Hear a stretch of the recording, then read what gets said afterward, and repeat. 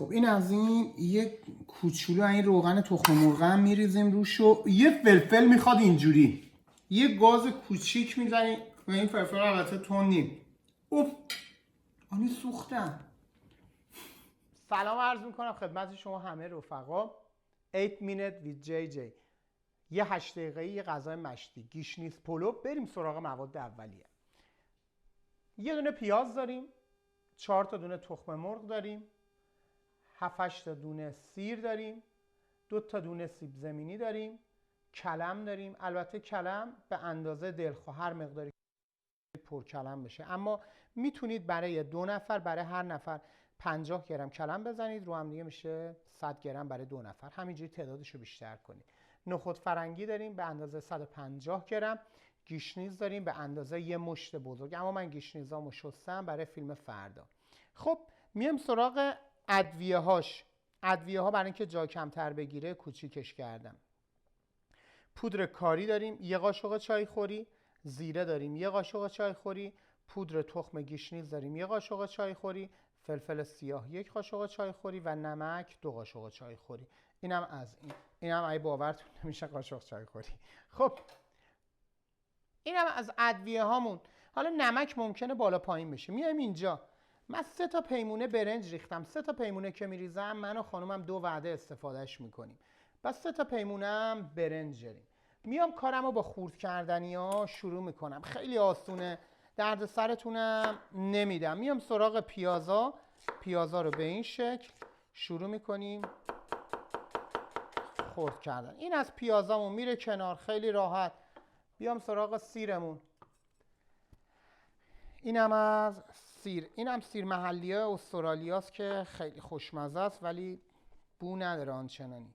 سر ته سیرا رو میزنم و سیرا رو به صورت ورقه های خیلی نازک خردش میکنم. این چاقو هم سانکاتو، اسمش فتبوی، داخل وبسایتمون هست. اگه میخواید یه چاقو تیز همیشگی داشته باشید، خوش دست، به خصوص خانوما که دنبال چاقوی کوچیک میگردن، عالیه. بس سیرامون هم به این شکل ریز خورد میکنیم. اینا رو جمع میکنم و البته یادم رفت بذارید بگم، قبل جمع کردن میام سراغ سیب زمینیامون. من از سیب زمینیامون براتون خورد کنم و ببینید سیب زمینی ها رو زیاد بزرگ نمیخوام بکنم که راحت بپزه، اما هر کدوم به اندازه ضخامت یه انگشت. و بعد اینم همینطور به این شکل همه رو به یه اندازه خوردش میکنیم. همش یه دست و یه شکل در میاد. دیگه باقیشم میریم پای گاز و بهتون نشون میدم.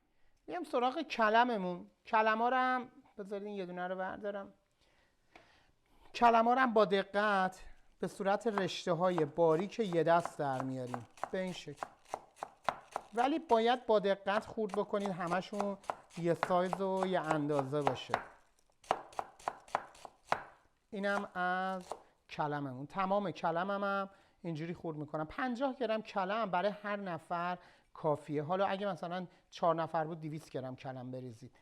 برنجم که خب پیمونه هاش مشخصه. حالا میرم اینا رو هم خورد میکنم و باقیشو میریم پای گاز بهتون توضیح میدم.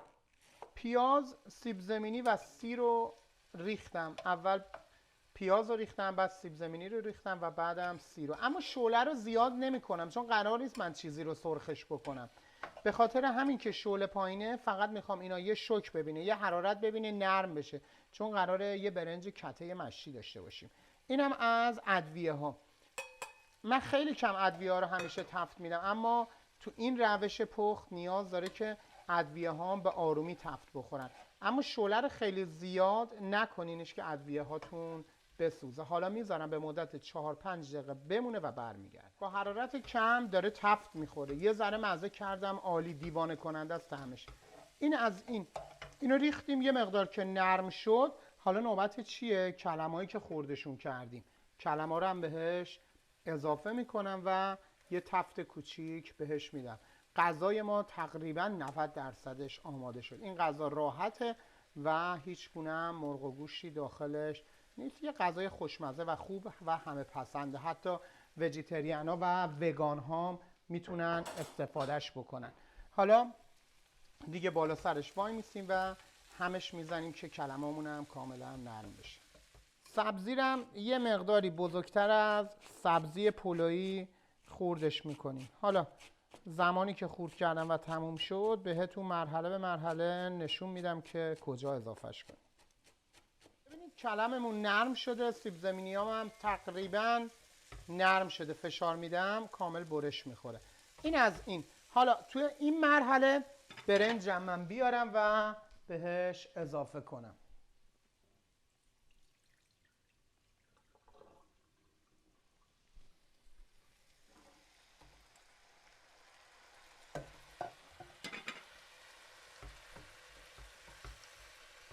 حالا برنجم برای اینکه خوش رنگ بشه، از رنگ ادویه ها بگیره، کمی با موادمون سعی میکنیم که قاطیش بکنیم و بعد آبو بهش اضافه میکنیم. من آبم بیارم، یادم رفتش. اینم از آب. آب چقدر؟ سوال پیش میاد که آب چقدر بریزیم؟ به اندازه‌ای که آب فقط روی سطح برنجتون رو بگیره، چون این مواد زیادی داره، به خاطر همین آب زیادی هم بهش اضافه نمی کنیم. یه مقدار دیگه آب میریزم تا روی برنجمون بیاد. تقریبا یه بنده انگشت روی برنج کافیه. آبمون که داغ شد، غل اولیه رو زد، چون این مواد افزودنی زیادی داره برای اینکه خمیر نشه. غل اولیه رو که زد، میریم تو کار نخود فرنگی. نخود فرنگی رو بهش اضافه میکنیم و بعد همینطور سبزی رو دیگه درش رو میبندیم، میذاریم آروم حسابی دم بکشه و دونه دونم در میاد.